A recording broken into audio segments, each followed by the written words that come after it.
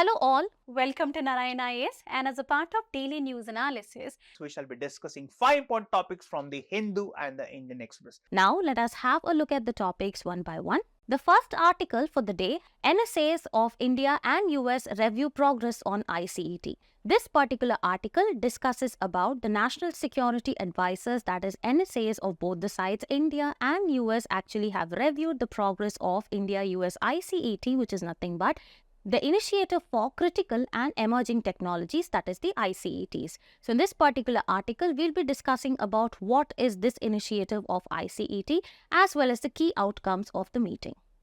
And towards the end of the session, we'll be solving few prelims as well as mains practice questions. And now let us get into the discussion. The second article is taken from Indian Express, page number 8. Now, in this article, we are going to focus on G7. We all know that the G7 summit concluded in Italy. So, we are going to discuss the challenges associated with the G7 grouping and how India is emerging as a key global player. Move on to the article. Don't wait for coverage. In this article, we will discuss or we will have a 360-degree analysis of the scheme coverage for the railways. The fourth article we are taken from Hindu, page number 14. Now here the scientists from UK, India have developed a catalyst to produce cheaper biodiesel. Engaging China in Modi 3.0. So this particular article delves into the major geopolitical challenges facing India, specifically seen in the light of the new government having resumed for its third term. So the 5 major challenges for India actually includes: number 1 is greater power rivalry, number 2 is the domestic economic transformation, number 3 is geo-economic position, next is changing global economy, and the last one is nothing but the material interest over ideology. We will talk about the Anti-Cheating Act, which is notified by the central government recently in light of the leakage of various examinations that are conducted by the NDA, be that UGC NET or even NEET examination. The next article that we'll be discussing about is NSAs, that is National Security Advisors of both India and US have reviewed the progress on ICET, that stands for Initiative on Critical and Emerging Technologies. Okay, so in this particular article, we'll be discussing about this particular initiative on critical and emerging technologies, that is the ICET, as it is an important part of the bilateral relations between India and United States. And this particular topic can actually be mapped to current events of national and international importance for your prelims examination, and for the mains examination can be under GS paper 2, agreements involving India and or affecting India's interest. Moving forward, there has been a previous year question asked in 2016 in the prelims examination regarding the BRI, that is the Belt and Road Initiative. So such kind of initiatives, the negotiations and the memorandums that is actually signed between different countries, who are the member countries, the founding members of certain organizations, etc. are very, very important specifically for your prelims examination. Now moving forward, let us understand what this particular article is discussing about. Okay, so the National Security Advisors, that is the NSAs of both India and the United States, have reviewed the progress on US-India Initiative on Critical and Emerging Technologies, that is the ICET, during the second meeting.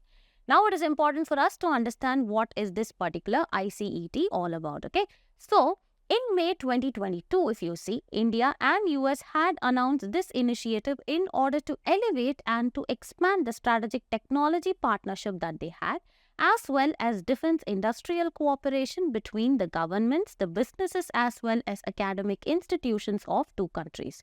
And the initiative is led by national security advisors of both the countries, that is India and the US, and it has 6 priority sectors. These are very, very important. It covers defense, space, quantum, artificial intelligence, semiconductors, as well as telecommunications. So moving forward, let us understand what are the key outcomes of this particular review meeting.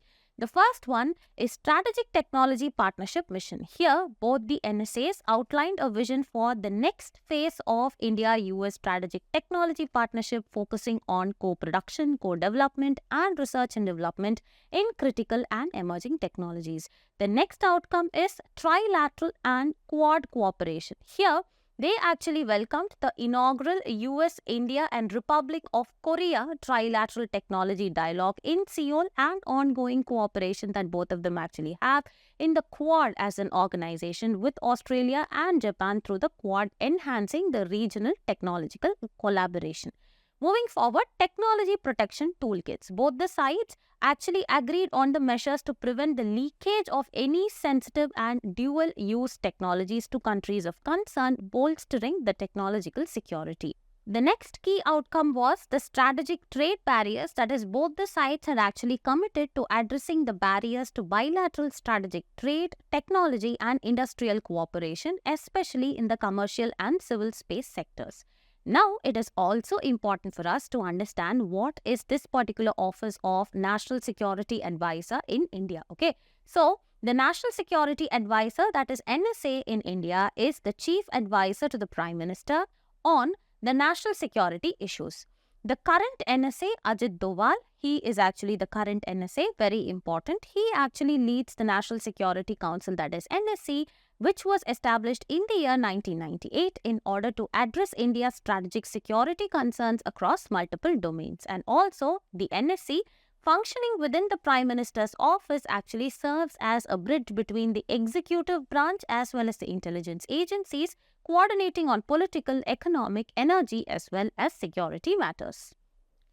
Now let us solve few prelims as well as mains practice questions. The first question reads, with reference to that of the initiative on critical and emerging technology, consider the following statements. The initiative was launched jointly by India and Japan. No, this is wrong.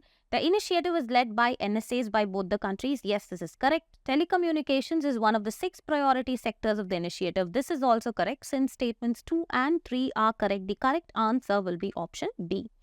So moving forward, the second question reads, which of the following environmental protocols bans commercial mining in Antarctica? It is not Kyoto, it is not Montreal, it's not Nagoya, it is actually the Madrid Protocol. So since it's a direct answer, the answer is option D.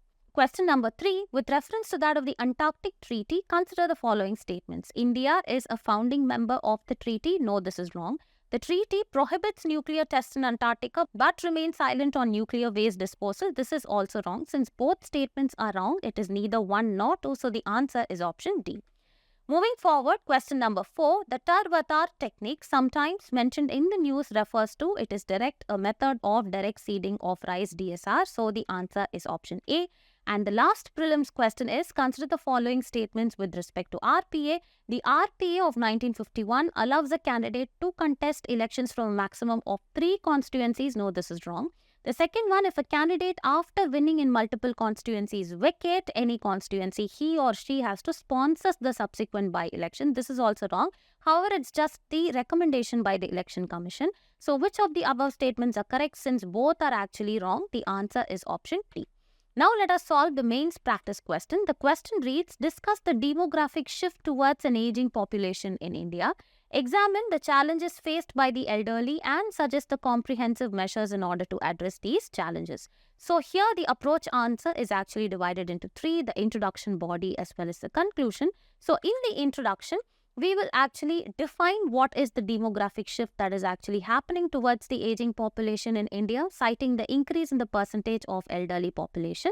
And towards the body, we will discuss the health challenges, the economic stability, the social challenges and inadequate health coverage that is given, and also suggest measures like the health promotional measures and enhanced social security has to be given, nutritional support, mental health care services and community involvement to improve the elderly care. And as the conclusion, we need to emphasize the need for comprehensive policies and programs that address both the challenges and the opportunities which is actually presented by this particular demographic shift towards the aging population, ensuring dignity and quality of life for the elderly. So with this, we've come to the end of our daily news analysis discussion. For regular updates, please do like, share and subscribe to Narayana IAS Academy YouTube channel. Thank you. Students, the title of the next topic is a fitting frame. Right? In this article, we need to understand about this institution called G7. You can map this under GS paper 2. And this was a question asked in the year 2021. So please go through the question and try to understand the type of questions that can be expected in the UPSC examination. Now, what is the context? We know that recently G7 summit was concluded in Italy. Now, this summit in Italy highlighted the significant shifts in the political landscapes in Europe and North America. It also showcases how India is emerging as a global player. So, in this article, we'll try to understand the geopolitical dynamics involved and how G7 is trying to address these issues, right? First and foremost, let's try to understand what is G7. G7 is nothing but it's a platform. It's an intergovernmental organization, which means the governments of different countries come and participate in the summit. This G7 was established in the year 1975. So G7 is nothing but it's a platform for the world's leading advanced economies.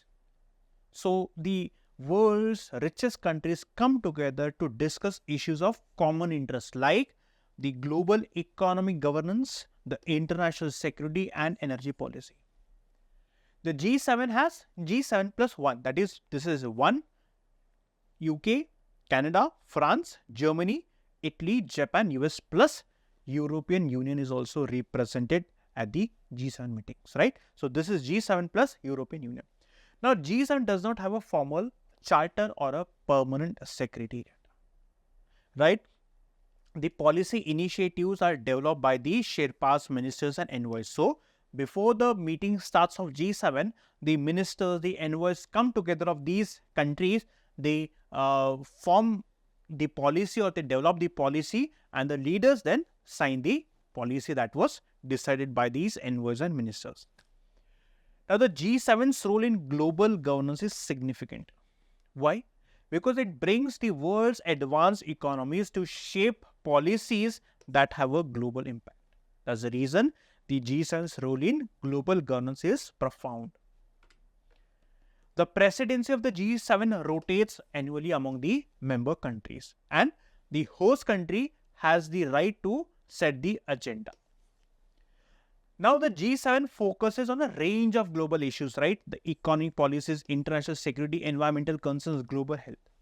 The ultimate aim is to foster collaboration and policy coordination among the world's leading democracies to effectively address the issues, right? So this is about the G7. Now, the G7 summit's characterization. For example, the Western commentators have been very critical of the current G7 leadership.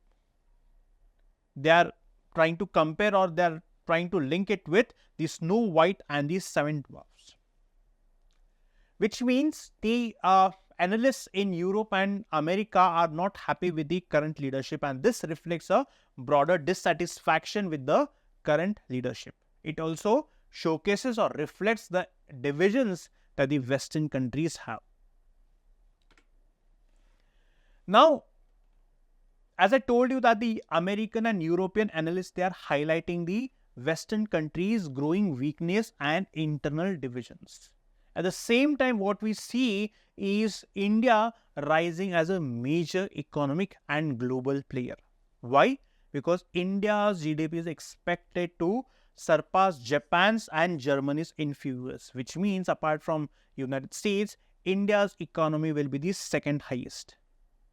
And given that there are tensions from China, given that there's a need to restructure the global economic order, and given that the USA is forced to focus on the South China Sea or the Indian Ocean to prevent the growth of China, it is important that we strengthen the new security or strategic partnership between India and the West.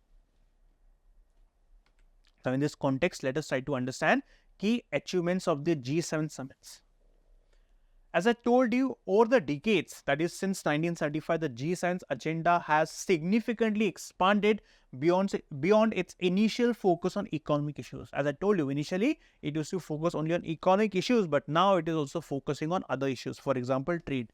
It ensures that the free trade is practiced. At the same time, it also addresses trade imbalances.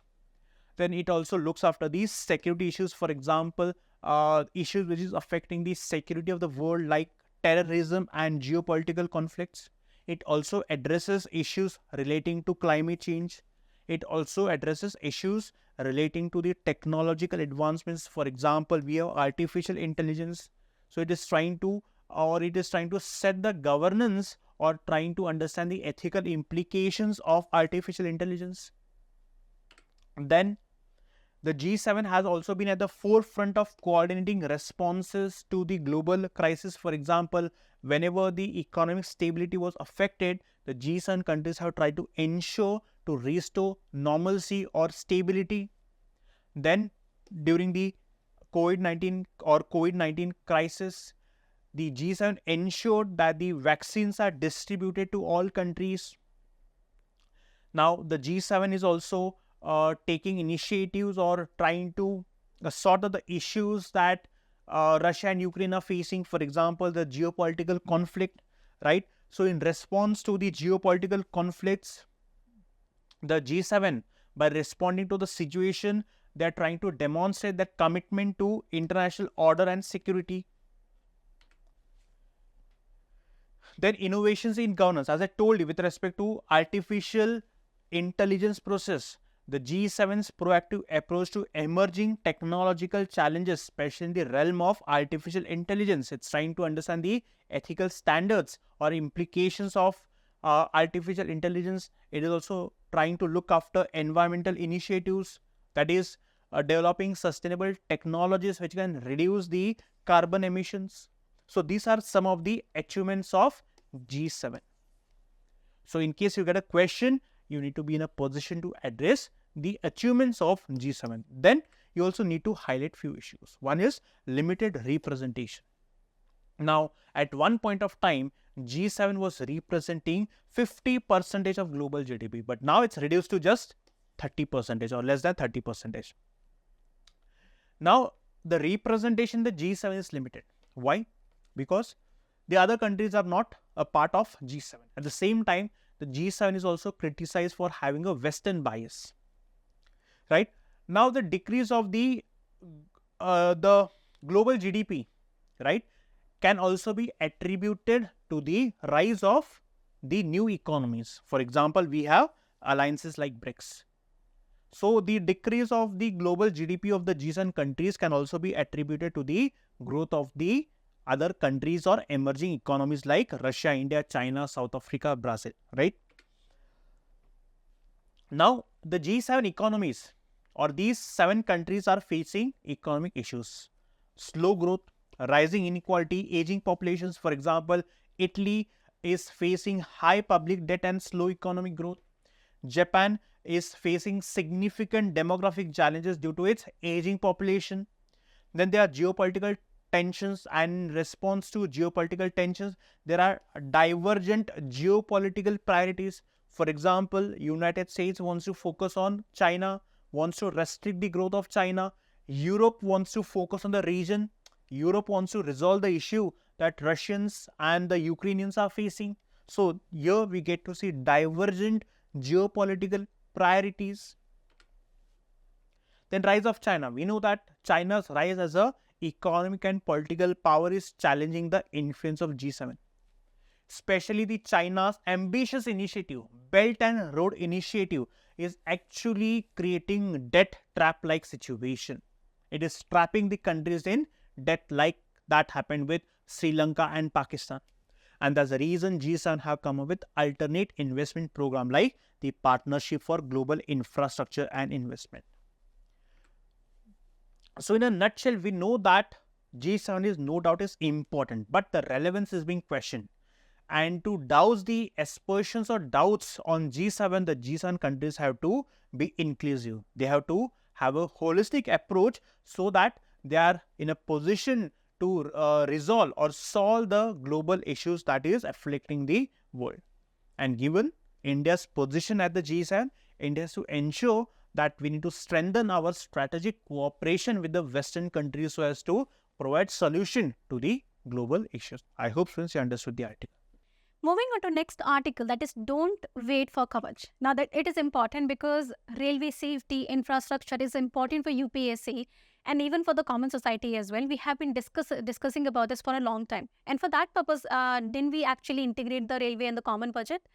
And that's why we're talking about this, especially from the GS Paper 3 Mains and Prelims perspective, that is the infrastructure segment in India.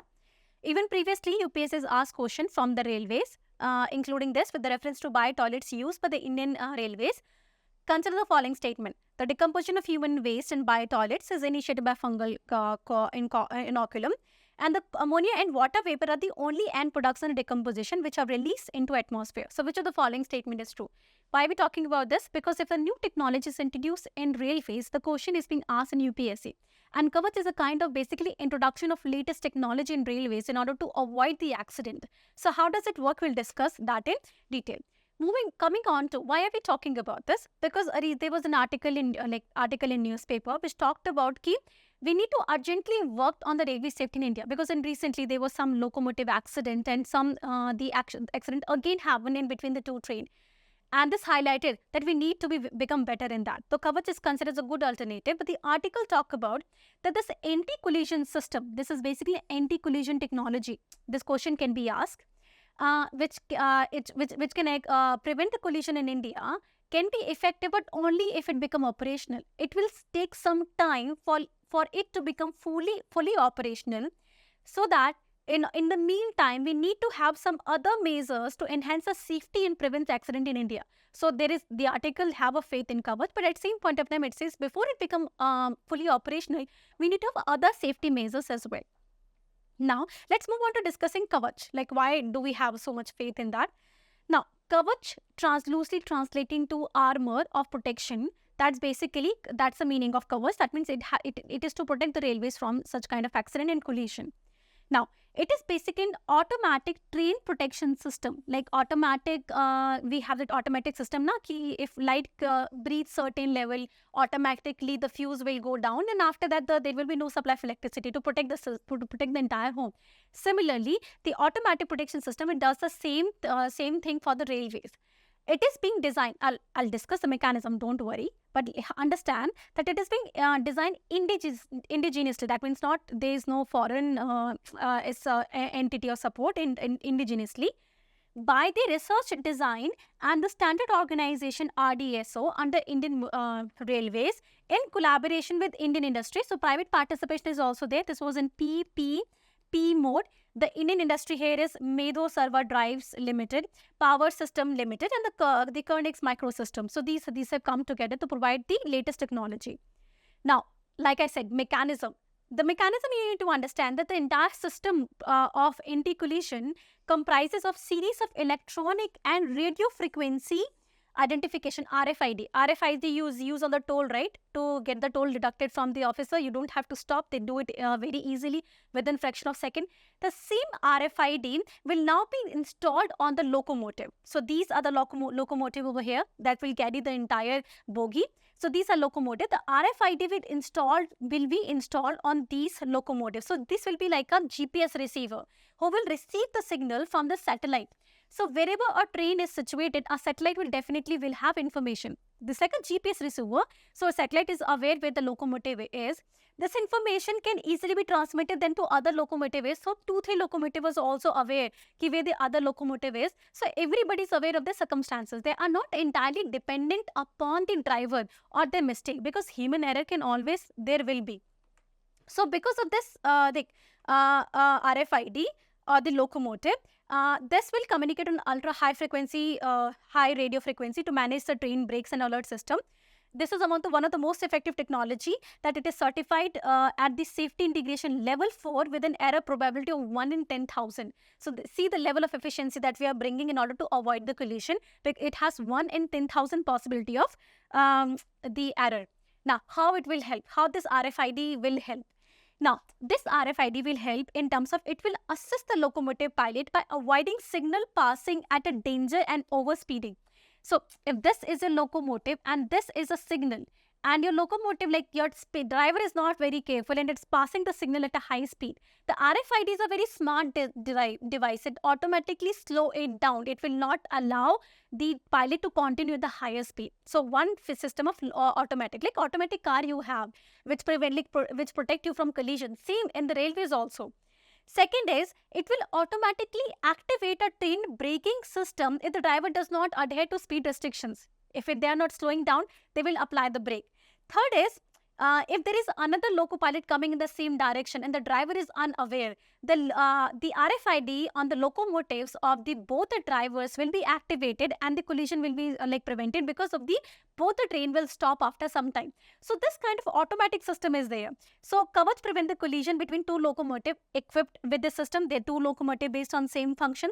Also, the continuously relays the signal ahead of locomotive, making it useful for the loco pilot who's coming in your direction. It helps the loco pilot in running and train during even the weather condition. The weather condition is really bad. It's really foggy and smoggy and the driver is not able to see. Then as a result of RFID, the RFID will show the direction to the driver. He'll be able to drive even at foggy conditions. So delays will be now lesser in case of railway, which has always been an issue. So that's how the Kavach will help overall Indian Railways, number one, in preventing the accident, and number two, improving the efficiency in the Indian Railways. Now let's move on to the next article. Students, the title of the next topic is Scientists from India, China, UK develop catalyst to produce cheaper biodiesel. Right? So we need to understand the concept of biodiesel production, which can be mapped under GS paper 3. 2017 question. Please go through the question. Right? So this is a question on the algae-based biofuels. Very, very important. Now, we know that the scientists from India, China and UK have come together to develop a new catalyst through which biodiesel, which can be produced, is economical or the cost gets reduced. Now, what is catalyst? Here they have developed a catalyst. So, what exactly is catalyst? Now, catalyst is a substance that actually speeds up the chemical reaction, right? That processes the chemical reaction fast, but the most important part being the substance does not get consumed. So, in the chemical reaction that's happening, the substance is not getting consumed, or the temperature and the pressure is not getting affected, is not getting reduced. This is what is we understand by catalyst. Now, what is this new catalyst innovation? Now, they have created a super hydrophobic, right, activated carbon catalyst that mimics lotus leaf properties. Now, students, this lotus leaf has the property to repel water, and this catalyst has also the same property as that of a leaf or lotus leaf. That is, it repels water.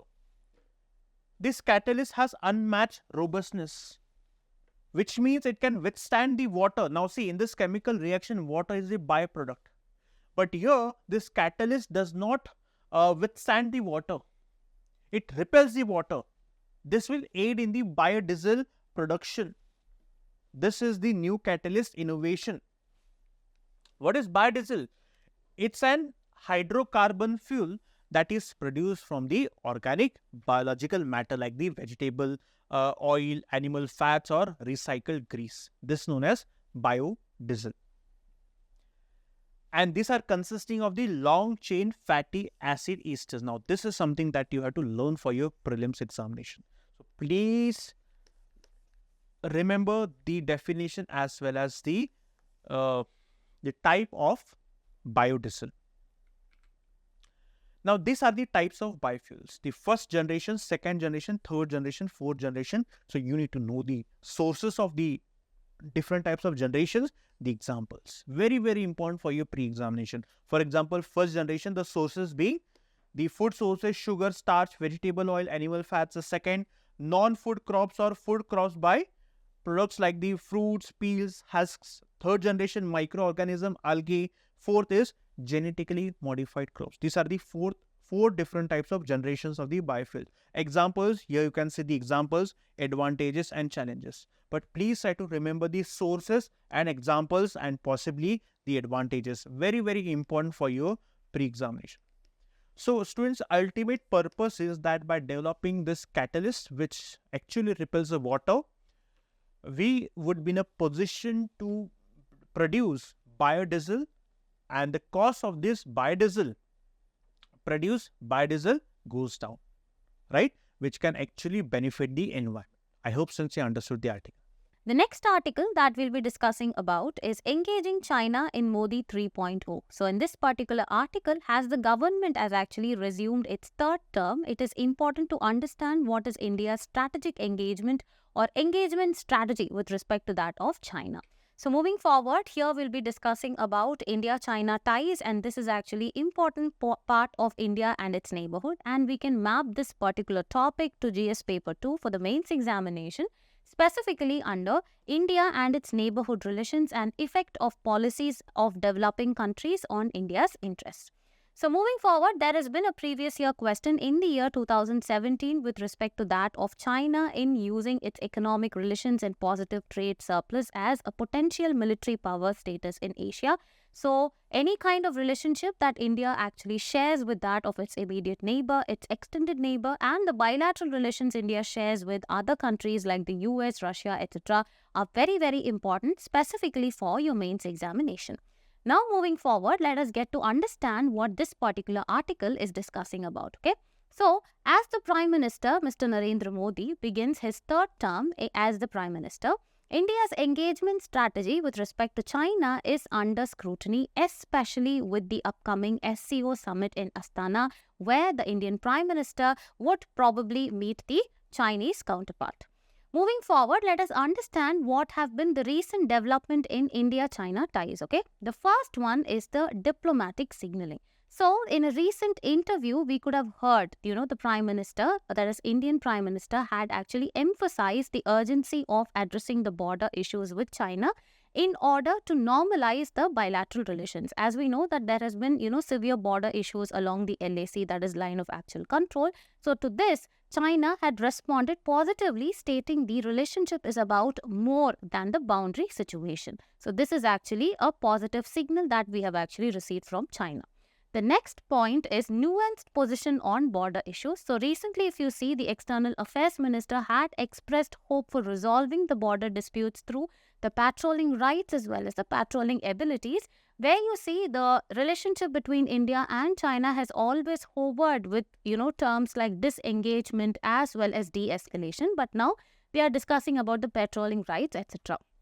Next one, if you see the economic engagement, despite the political tensions that actually happened between both the countries, the bilateral trade had actually reached a record of around $136 billion in the year 2023. And this actually indicates the continued economic interdependence between the two nations even as the security concerns persist.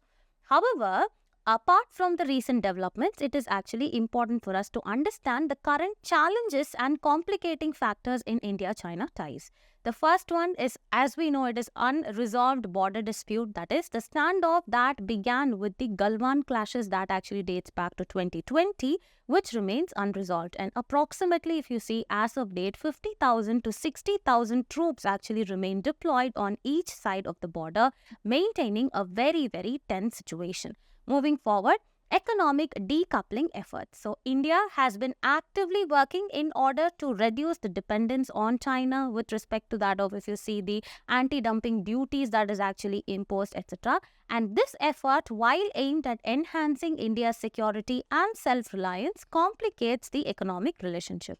And also regarding the autonomy of Taiwan, here comes the Taiwan issue. Here, PM Modi's public interaction with Taiwan's president on social media is also, it has angered China to some extent. Here, it is actually important to understand the Tibet factor, okay? So, the Tibet issue is rooted in China's 1950 annexation of Tibet. That has actually led to decade-long disputes over the autonomy of this particular region with respect to the human right abuses as well. If you see, Dalai Lama, who has been the Tibet spiritual leader, had actually fled to India in 1959 following a failed uprising, establishing a government in exile in Dharamshala. And the presence of him in India and his global advocacy for the autonomy of this particular Tibetan region exacerbate further tensions between India as well as China, as well as countries that actually engage with him. Now, listening to this, we will actually have to understand the Tibet factor. Here, a US congressional delegation's meeting with Dalai Lama in Dharamshala in June 2024 followed by meetings with the Indian leaders actually drew sharp reactions from that of China. And this also underscores the ongoing sensitivity of the Tibet issue in the bilateral relations. Moving on, balancing act with other powers. Here, India is actually strengthening its ties with the nations like the United States, and there are also active participation of India where you can see in regional groupings like the Quad, etc. And its association with respect to Australia as well as Japan has actually incited anger in the Chinese nation. And what is the way forward in order to handle or tackle the situation is that the first one is there has to be focused border negotiation. Here, continued targeted discussions on specific issues like the patrolling rights has highlighted by the External Affairs Minister. The next one, you need to aim for incremental progress rather than seeking comprehensive resolution in one go. Okay, so progressively negotiations actually have to take place. The next one is economic leveraging. This is nothing but you need to use the strong bilateral trade as a positive factor in negotiations and gradually work towards a more balanced trade relationship in order to address India's concerns about the existing trade deficit. Also, multilateral engagement. We need to often use platforms like the Shanghai Cooperation Organization, BRICS and G20 where China is also a part for constructive dialogue with China. And these forums provide opportunities for the engagement without the pressure of any kind of bilateral negotiations. And moving forward, the next way forward is strengthening the domestic capabilities. This is nothing but continue the efforts in order to enhance border infrastructure as well as military preparedness along the border. And this approach of competitive coexistence can provide India with better negotiating leverage. And the final one is realistic engagement model. This is nothing but you need to consider adopting elements of the Australian approach, which is nothing but it involves high-level engagements while firmly protecting the core national interest. So this model actually allows for pragmatic dialogue without compromising on the key issues as well as protecting the sovereignty and security of your nation. Moving on to last article, that is Act Punishing Organized Cheating comes into effect. So it's also called as anti-cheating effect has come into effect. Now, why are we talking about this? Because recently we have heard the news about first a NEET exam got leaked, then there was the series of UGC NET, UGC CSIR, as a result of which the entire authority and credibility of the NTA is being questioned. Now, what government has done, some exam have cancelled. As now on top of it, it has also passed. It has notified, not passed. It has notified the Anti-Cheating Act, or also called as Public Examination Prevention of Unfair Means Act. This comes in the GS paper 2, issues relating to development. Now, in 2019 also, the UPSC keep on asking questions like there is a question on environmental protection in 1986, the kind of power it gives to the government. State the requirement of public participation in process of environmental protection, procedure and manners which is sought. It lays on the standard for emission or discharge of the environmental pollutant from the various sources. So if there is an act, even act can be asked in an examination. That's what this question is trying to say. They don't think that act will not be asked. No, its provision can be asked. And so can be Anti-Cheating Act. So moving on to the context. I've given you context. After the NEET, the leak of the NEET paper, series of anti-examination paper leaks, the government had to do something besides just cancelling examination. One of the step it has done is the notification of Public Examination Prevention of Unfair Means Act 2024. Let's refer to as Anti-Cheating Act. That's how it is referred in newspaper. Now, although you may think that it is notified right now, it was not passed right now. It was passed in February 2024, February 12. And one more interesting thing, the NEET exam was leaked on 5th of May. So it's a funny aspect that just before the leak started happening, the government has passed the act before. It is being notified right now by the Department of Personnel on June 21, 2024. That's mentioning the dates. Otherwise, that's not important. I'm just explaining you the chronology. First passing of the act, then leakages, and then notification. So now it is being notified by the DOPT. Now, what are the provisions of the Act? The Act provides for several penalties for various exam-related malpractices. Like, it provides for imprisonment up to like ranging from 3 to 5 years if somebody is found to be guilty in such kind of offense. Second, there can be a fine of up to 10 lakh, and service provider, the offender will be fined for 10 lakhs, and the service provider, that means who facilitated this, will be fined up to 1 crore along with the recovery of the examination cost. So whatever the examination has cost, now that will be also be recovered from that individual who was trying to earn that much of money in a very small span of time by ruining the features of the student. Third is the disqualification. It also provides for the service provider who is responsible for this will be disqualified and barred from conducting any public examination for 4 years. It should be for indefinite, but 4 years is here. Now, what are the offences covered under the Act? So it defines what Act can be covered, like leakage of question paper or key, assisting any candidate unauthorizedly, like you're not a blind person, etc. Still somebody has come to assist you. Third, tampering with the computer system, like manipulating its computer network resources, whatever how you manipulate the computer system, creation of fake website to deceive candidate for monetary gain. Not even this, you have to manipulate the computer system and exam system. Even if you're deceiving a student by saying that we are giving you paper, but it is not the paper, that can also be covered in this. Next is manipulation of the seating arrangement. If you have, in order to bring the group of people together who know each other, so that is also covered under the Act. Overall, the interesting aspect is UGC NET 2024 examination, which was cancelled on June 19, due to being compromised, will not be covered by the news legislation. So this is a very important question to ask, why they are not being covered. It should have been covered. Next is analysis. Overall, this Act is considered a significant step towards reinstating the integrity of the public examinations in India, making them more making the recruitment process more fairer. That's why this Act is considered as important, significant, and maybe it will try to bring back the people's faith in the system. Second is by imposing stringent penalties and covering a wide range of fraudulent activities. So penalties as well as a wide range of activities. By doing that, it actually aims to deter individual and organizing from engaging in such malpractices. So it is acting on both preventing as well as punishing, by which is improving the integrity of the system. With this, we are done with today's article. Now let's move on to the questions.